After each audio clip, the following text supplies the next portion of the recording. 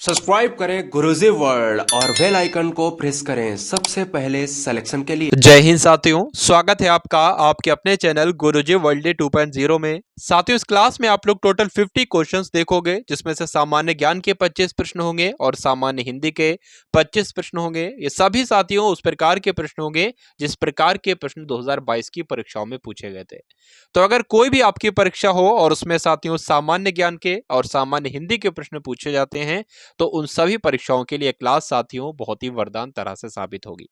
तो ये क्लास साथियों इंपॉर्टेंट है आपकी परीक्षा के लिए। पहला प्रश्न आपकी स्क्रीन पर है, तो बताने की कोशिश करेंगे राइट आंसर। तो चीनी यात्री फाहान किस गुप्त शासक के शासन काल में भारत आया था, ये आपसे पूछा जा रहा है। तो अगर चीनी यात्री फाहान की बात करें तो ये किसके समय में भारत आया था? चंद्रगुप्त द्वितीय के समय में भारत आया था। इसलिए इसका राइट आंसर जो होगा वो ऑप्शन नंबर ए हो जाता है। अब अगर आपसे ये पूछ लिया जाए कि हेनसोंग किसके समय में भारत आया था, तो हेनसोंग जो भारत आया था वो हर्षवर्धन के समय में आया था। अब उसके बाद देखिए कि राउरकेला इस्पात कारखाने को किस देश का सहयोग प्राप्त हुआ है, ये आपको बताना है। तो जो राउरकेला इस्पात कारखाना है, इसको साथियों किस देश का सहयोग प्राप्त हुआ था इसके निर्माण में? तो जर्मनी का सहयोग प्राप्त हुआ था, आप लोग ध्यान रखेंगे। उसके अलावा एक भिलाई इस्पात संयंत्र है, आपने सुना होगा। तो साथियों भिलाई इस्पात संयंत्र की बात करें तो ये रूस की मदद से बनाया गया था, और यहाँ पर जो प्रश्न में दे रखा है राउरकेला इस्पात कारखाना, यह जर्मनी के सहयोग से बना था। तो ये दोनों पॉइंट आप सभी लोग ध्यान रखेंगे। अब उसके बाद देखिए अगले नंबर का प्रश्न के पाक जलडमरू मध्य किन दो देशों को अलग करता है? जो आपका पाक जलडमरू मध्य है किन दो देशों को अलग करता है, आपसे पूछा जा रहा है। देखिए बात करें यहां पर आपका राइट आंसर जो होगा वो क्या हो सकता है, बताने की कोशिश कीजिए, बताइए। चलिए, तो भारत और श्रीलंका इस प्रश्न का बिल्कुल सही उत्तर हो जाता है, यानी कि जो पाक जलडमरू मध्य है यह भारत और श्रीलंका को अलग करता है। इसलिए इसका right answer option number C हो जाता है। अब उसके बाद देखिए अगला नंबर के भारत में सोना सबसे ज्यादा किस राज्य में पाया जाता है, ये आपसे पूछा जा रहा है। तो अगर सोने की बात करें तो किस राज्य में सबसे ज्यादा सोना पाया जाता है? कर्नाटक में सबसे ज्यादा साथियों सोना पाया जाता है। इसलिए इस प्रश्न का सही उत्तर जो है वो ऑप्शन नंबर बी हो जाता है। और जो लोग भी ऑप्शन नंबर बी के साथ हैं, बिल्कुल करेक्ट आंसर है आपका। भारत में प्लाज्मा अनुसंधान संस्थान कहां पर स्थित है, ये आपको बताना है। तो प्लाज्मा अनुसंधान संस्थान साथियों कहां पर स्थित है? गुजरात में स्थित है। तो क्या यहाँ पर ऑप्शन में कहीं पर गुजरात लिखा हुआ? तो बिल्कुल नहीं लिखा हुआ, लेकिन बात करें अगर गांधीनगर की तो गांधीनगर गुजरात में ही है। इसलिए भारत में जो प्लाज्मा अनुसंधान संस्थान स्थित है वह गुजरात के गांधीनगर में स्थित है। तो जो लोग भी यहाँ पर ऑप्शन नंबर सी के साथ हैं, बिल्कुल करेक्ट आंसर है आपका। अब अगले नंबर का प्रश्न आपकी स्क्रीन पर है कि यहाँ पर साथियों वाद्य यंत्र हैं और उनके कलाकार हैं, आपको बताना है इसमें से कौन सा सुमेलित नहीं है, बताइए। चलिए, तो क्या इस क्वेश्चन का राइट आंसर हो सकता है, बताने की कोशिश करेंगे आप सभी लोग। देखिए बात करें शहनाई वादक इसमें से कौन है, तो बिस्मिल्लाह खां है, बिल्कुल भाई। अगर यहां पर तबला वादक की अगर बात करें तो क्या तबला वादक है रविशंकर? तो मैं कहूंगा नहीं भाई। रविशंकर की अगर बात करें तो रविशंकर सितार के कलाकार हैं, यानी कि सितार वादक है, या तबला वादक नहीं है। तबला वादक कौन कौन है? जैसे कि जाकिर हुसैन है, अल्लाह रखा खां है, तो ये तो सारे तबला वादक हैं। लेकिन रविशंकर प्रसाद की बात करें साथियों तो ये सितार वादक हैं। उसके अलावा गिटार से संबंधित कौन है? ब्रजभूषण है। बांसुरी से संबंधित कौन है? हरि प्रसाद चौरसिया है। तो पूछा गया था कौन सा सुमेलित नहीं है, ऑप्शन नंबर बी वाला सुमेलित नहीं, और यही आपका बिल्कुल करेक्ट आंसर है।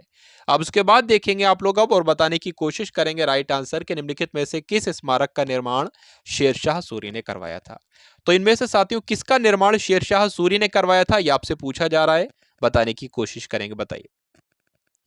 देखिए यहां पर आपने सुना होगा पाटलिपुत्र, तो शेरशाह ने पाटलिपुत्र को किस नाम से स्थापित करवाया था? पटना के नाम से स्थापित करवाया था। अगर शेरशाह की बात करें तो मैं आपको कई बार बता चुका हूं कि सूर साम्राज्य के संस्थापक कौन थे? शेरशाह ही थे। काबूलियत प्रथा और पट्टे प्रथा की शुरुआत किसने की थी? तो शेरशाह ने ही की थी। यह भी मैं आपको कई बार बता चुका हूं। तो यहां पर बात करें कि शेरशाह सूरी ने किसका निर्माण करवाया था, तो किला ए कोहना मस्जिद इस प्रश्न का बिल्कुल सही उत्तर हो जाता है। तो किला ए कोहना मस्जिद साथियों कहां पर स्थित है? दिल्ली में स्थित है, यह भी आपको ध्यान रखना है। अब अगला प्रश्न आपकी स्क्रीन पर आ गया है। इस प्रश्न का उत्तर बताने से पहले आप सभी लोग एक बार क्लास को शेयर करेंगे। तो आप सभी लोग भाई क्लास को शेयर करेंगे, क्लास को लाइक करेंगे और जल्दी से चैनल को भी सब्सक्राइब कर देंगे अगर आप लोग चैनल पर नए हैं। चलिए, तो एशियाई विकास बैंक कहां पर स्थित है, या एशियाई विकास बैंक का मुख्यालय कहां पर स्थित है, ये आपको बताना है। सबसे पहले यहाँ पर बात करें कि एशियाई विकास बैंक की स्थापना कब हुई, तो इसकी स्थापना जो हुई थी वो 1966 में हुई थी। कब हुई थी? 1966 में हुई थी। लेकिन बात करें ये है कहां पर, तो ये साथियों मनीला में स्थित है, ये आप लोग ध्यान रखेंगे। तो ऑप्शन नंबर सी के साथ जिनका उत्तर है बिल्कुल करेक्ट है। अब अगला प्रश्न देखिए कि निम्नलिखित में से कौन सा सुमेलित नहीं है, ये आपको बताना है, बताइए। चलिए, तो यहाँ पर अगर बात करें, पहली बात तो आपको ये ध्यान रखना है कि यहाँ पर जो सूर्य मंदिर है ये ओडिशा में स्थित है, कोणार्क में। विरूपाक्ष मंदिर है साथियों, कर्नाटक के पटकल में स्थित है। मीनाक्षी मंदिर की बात करें तो क्या महाराष्ट्र के एलोरा में स्थित है, तो मैं कहूंगा बिल्कुल नहीं। अगर मीनाक्षी मंदिर की साथियों बात करें तो ये तमिलनाडु में स्थित है, ये आपको ध्यान रखना है। तो कौन सा सुमेलित नहीं होगा? ऑप्शन नंबर सी वाला सुमेलित नहीं होगा, और यही आपका राइट आंसर हो जाता है। अगला प्रश्न देखिए कि राष्ट्रपति संविधान के कौन से अनुच्छेद के तहत शपथ ग्रहण करते हैं। तो देखिए, राष्ट्रपति जो शपथ ग्रहण करते हैं उस कौन से अनुच्छेद के तहत करते हैं, ये आपको बताना है, बताइए।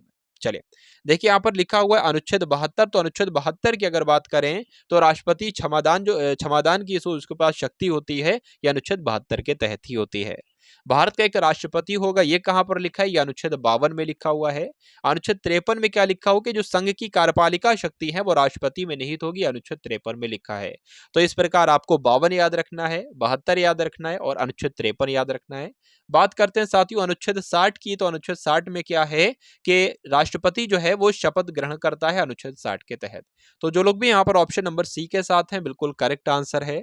अब उसके बाद देखिए कि दांतों के डॉक्टरों द्वारा कौन सा दर्पण प्रयोग किया जाता है। तो दांतों के डॉक्टरों के द्वारा साथियों कौन सा, देखिए जो दांतों के डॉक्टर इस्तेमाल करते हैं अवतल दर्पण इस्तेमाल करते हैं, ठीक है। तो अवतल दर्पण इस प्रश्न का बिल्कुल सही उत्तर होगा। तो जो लोग भी ऑप्शन नंबर ए के साथ हैं बिल्कुल करेक्ट आंसर है आपका।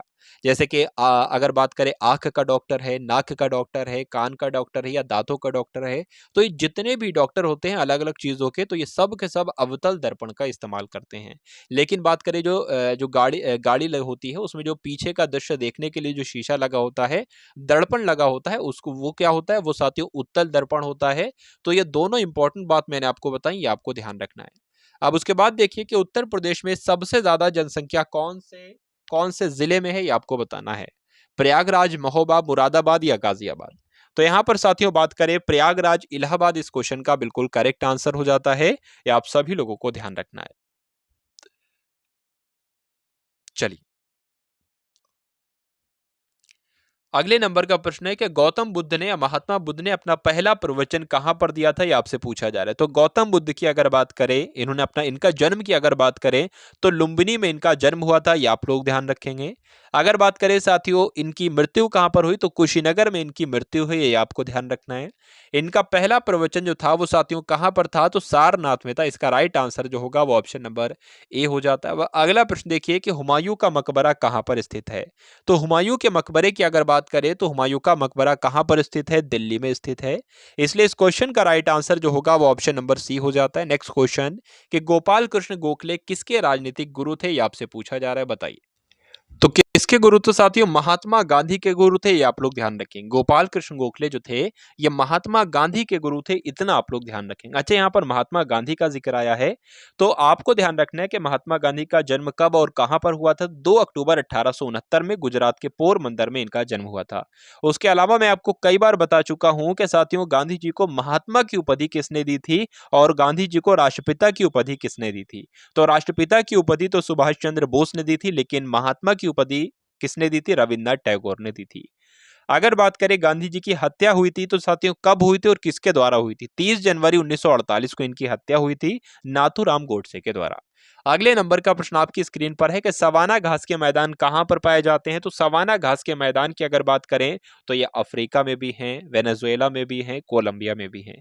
इसलिए इस क्वेश्चन का राइट आंसर जो होगा अब ऑप्शन नंबर डी हो जाता है। अब अगले नंबर का प्रश्न आप लोग देखेंगे और बताने की कोशिश करेंगे।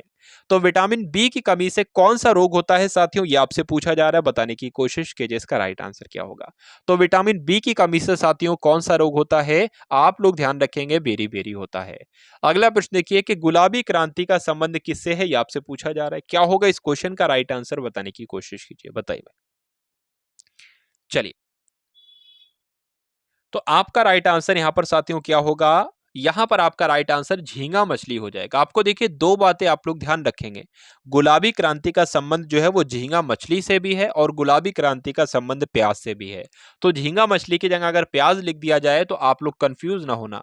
उसके बाद देखिए सबसे प्राचीन वेद के बारे में आपसे पूछा जा रहा है। देखिए यहां पर मैं आपको बात बताऊंगा, कई बार बता चुका हूं, साम का मतलब होता है गान, ये आपने कई बार पढ़ा होगा। तो जैसे ही साम का मतलब गान आता है तो आपके अंदर ये क्वेश्चन आना चाहिए कि भारतीय संगीत का जनक किसे कहा जाता है? अच्छा, सामवेद को कहा जाता है। तो पहली बात आपको ये ध्यान रखना है। अच्छा, चारों वेदों को क्या कहा जाता है? संहिता कहा जाता है, ये आप लोग ध्यान रखेंगे। ठीक है, तो बात करें सबसे प्राचीन वेद की, बात करें तो ऋग्वेद जो होगा सबसे प्राचीन वेद होगा, ये आप लोग ध्यान रखेंगे। अगले नंबर का प्रश्न आप लोग देखिए। अच्छा, सबसे नया वेद कौन सा है? अथर्ववेद जो है वो सबसे नया वेद है। चलिए, यानी कि सबसे बाद का वेद है या सबसे नया वेद है? सबसे प्राचीन कौन सा है? ऋग्वेद है।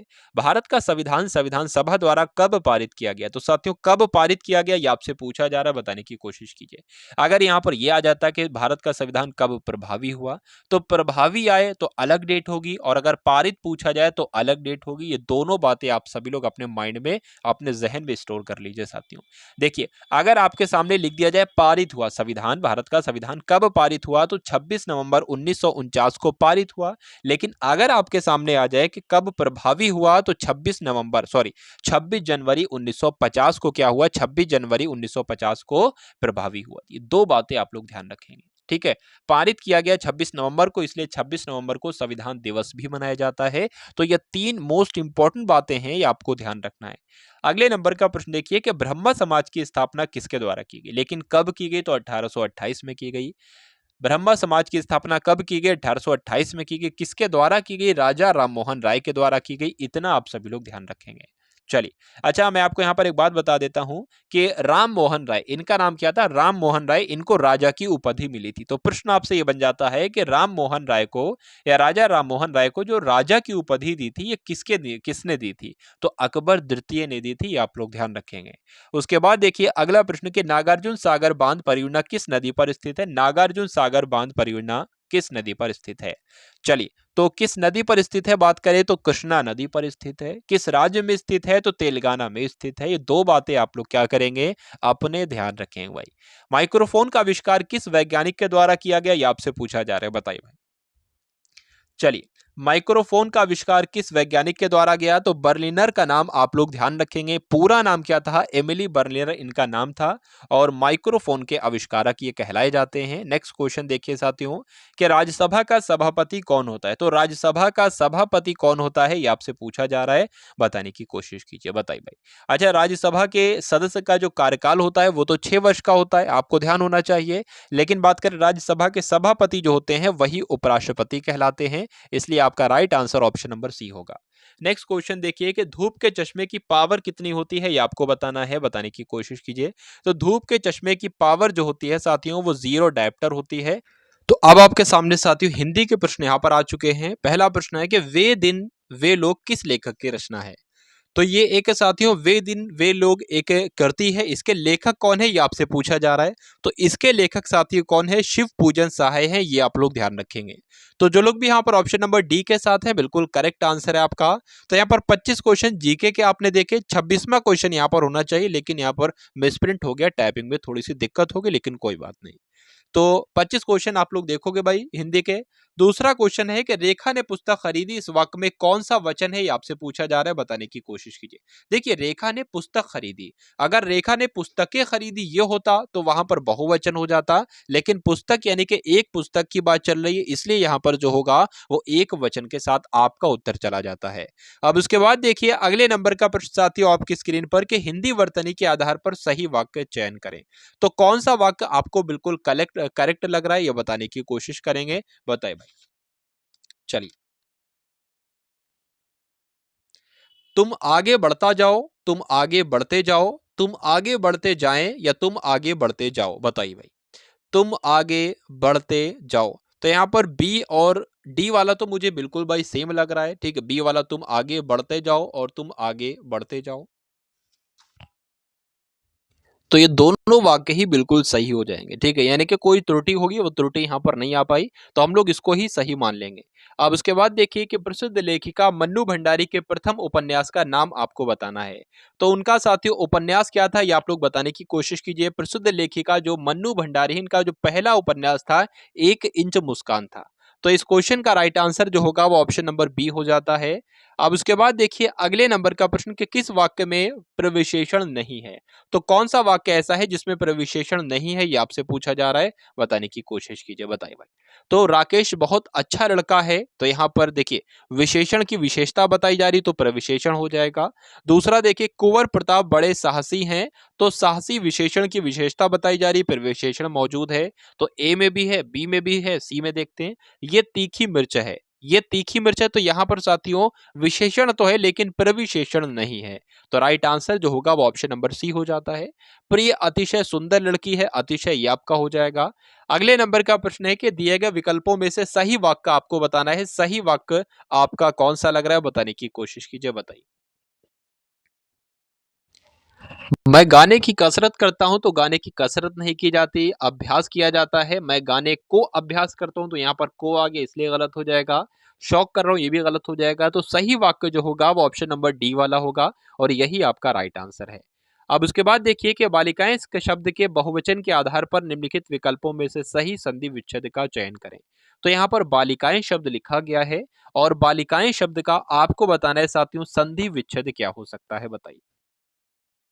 तो जो सही संधि विच्छेद होगा बालिकाएं शब्द का वो क्या हो जाएगा, यहाँ पर भाई, यहाँ पर धन नहीं लगा तो धन मैंने लगा दिया, बालिका धन ए हो जाएगा, इसलिए आपका right answer option number B हो जाता है।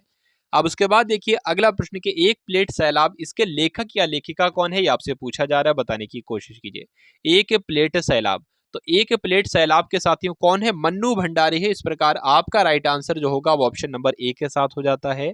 चलिए अगले नंबर का साथियों प्रश्न है आपकी स्क्रीन पर कि खून सूखना, इस मुहावरे का अर्थ आपको बताना है क्या हो सकता है। तो खून सूखना साथियों इस मुहावरे का अर्थ क्या हो सकता है, बताने की कोशिश करेंगे, बताइए भाई। चलिए, तो जब बहुत ज्यादा कोई डर जाता है या अधिक डर जाना क्या कहलाता है, खून सूखना कहलाता है। तो जो लोग भी यहाँ पर ऑप्शन नंबर बी के साथ हैं बिल्कुल करेक्ट आपका आंसर है। वरीय शब्द का विलोम आपसे पूछा जा रहा है क्या हो सकता है। देखिए यहाँ पर एक शब्द है निष्कलुष, तो निष्कलुष का अगर विलोम पूछा जाए तो कलुष होगा। सौम्य का विलोम अगर पूछा जाए तो उग्र होगा। क्रम का विलोम अगर आपसे पूछा जाए तो व्यतिक्रम होगा। लेकिन यहाँ पर वरीय का विलोम जो पूछा गया है तो वो क्या होगा, कनीय होगा। तो वरीय का विलोम कनीय हो जाता है। अब उसके बाद देखिए गुलामी की प्रथा से आह्लादित होकर या उत्क्षिप्त होकर या उत्थिप्त होकर या व्यथित होकर साहित्यकारों ने अनेक मर्मस्पर्शी कहानियां लिखी। तो यहाँ पर खाली जगह में साथियों कौन सा शब्द आएगा, बताने की कोशिश करेंगे आप सभी लोग। तो व्यथित शब्द यहाँ पर साथियों आ जाएगा, और राइट आंसर आपका हो जाएगा ऑप्शन नंबर डी। उसके बाद देखिए कि रहमन पानी रखिए बिन पानी सब सून, पानी गए ना उबरे मोती मानुष चून, इसमें अलंकार आपको बताना है कौन सा अलंकार यहाँ पर है, बताइए। तो यहां पर साथियों जो अलंकार होगा वो कौन सा अलंकार होगा, श्लेष अलंकार होगा, ये आप सभी लोग ध्यान रखें। एक पत्नी के नोट्स किसका उपन्यास है, ये आपको बताना है। तो एक पत्नी के नोट्स साथियों किसका उपन्यास है, ममता कालिया का उपन्यास है, ये आप सभी लोग ध्यान रखेंगे। अगला प्रश्न देखिए कि प्रसाद शब्द का अर्थ आपको बताना है, प्रसाद शब्द का मतलब क्या होता है ये आपको बताना है, बताइए भाई। चलिए, तो इसको हम लोग कृपा कह सकते हैं, प्रसाद का मतलब क्या हो जाएगा, तो कृपा हो जाएगा, इसलिए आपका राइट आंसर जो होगा वो ऑप्शन नंबर डी हो जाता है। अब उसके बाद देखिए कि दृश्य शब्द का सही अर्थ आपको बताना है क्या हो सकता है। तो दृश्य शब्द का सही अर्थ क्या होगा ये आपको बताना है। हाथी कह सकते हैं हम लोग, क्या कह सकते हैं भाई, हाथी कह सकते हैं, यानी कि इस क्वेश्चन का राइट आंसर जो होगा वो ऑप्शन नंबर सी के साथ चला जाता है। चलिए, अब अगला प्रश्न आपकी स्क्रीन पर है कि पांचाली के लेखक कौन है, आपको बताना है। पांचाली के लेखक कौन है, बताने की कोशिश करेंगे आप सभी लोग। तो पांचाली के लेखक की अगर बात करें तो राघे राघव की अगर बात करें तो ये पांचाली के ही लेखक हैं। राघे राघव की और एक आध मैं आपको रचनाएं बता देता हूं। मेधावी की बात करें तो ये राघे राघव की रचना है। राह के दीपक किसकी रचना है, तो ये भी राघे राघव की ही रचना है। अब उसके बाद देखिए कि विकल्पों में से पुल्लिंग शब्द का आपको चयन करना है, कौन सा इसमें से आपको पुल्लिंग लग रहा है, बताने की कोशिश कीजिए, बताइए। देखिए, यहाँ पर अगर हम लोग बात करें साथियों, जर्मन भाषा कैसी है, नर्मदा कैसी है, मैना कैसी है, घी कैसा है।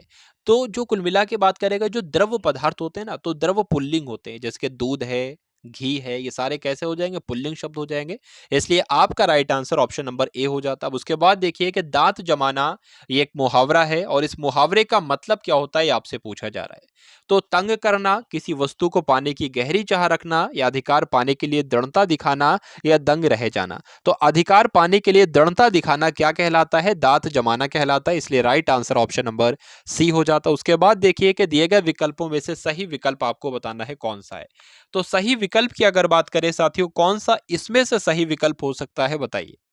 तो इसमें से कौन सा विकल्प बिल्कुल सही होगा, कौन सा वाक्य बिल्कुल सही होगा। बात करें, एक का गिलास पानी दीजिए, तो बिल्कुल देखने से ही गलत लग रहा है। पानी का एक गिलास दीजिए, क्रम सही नहीं है। एक गिलास पानी दीजिए या पानी का एक गिलास दीजिए, एक गिलास पानी दीजिए, ये आपका बिल्कुल सही क्रम है। तो आपका सही उत्तर जो होगा साथियों, ऑप्शन नंबर सी हो जाता है। चलिए भाई, अगले नंबर का प्रश्न आप लोग देखिए और बताने की कोशिश कीजिए। अंबर पनघट डुबो रही तारा घट उषा नगरी, इसमें कौन सा अलंकार है, ये आपको बताना है साथियों, बताने की कोशिश कीजिए, बताइए भाई। तो इसमें कौन सा अलंकार होगा, रूपक अलंकार होगा, ये आप लोग ध्यान रखेंगे। ऑप्शन नंबर सी आपके इस प्रश्न का बिल्कुल सही उत्तर हो जाता है। और जो लोग भी साथियों ऑप्शन नंबर सी के साथ हैं, बिल्कुल करेक्ट आंसर है। तो ये थे साथियों हिंदी के और सामान्य ज्ञान के कुल मिलाकर 50 प्रश्न। आप सभी लोगों को ये क्लास कैसी लगी कमेंट सेक्शन में एक बार बताना ना भूलिएगा। चैनल को सब्सक्राइब कीजिएगा, वीडियो को लाइक और शेयर कीजिएगा। मिलते हैं हम सभी लोग आने वाली वीडियो में। जय हिंद साथियों। सब्सक्राइब करें गुरुजी वर्ल्ड और बेल आइकन को प्रेस करें सबसे पहले सिलेक्शन के लिए।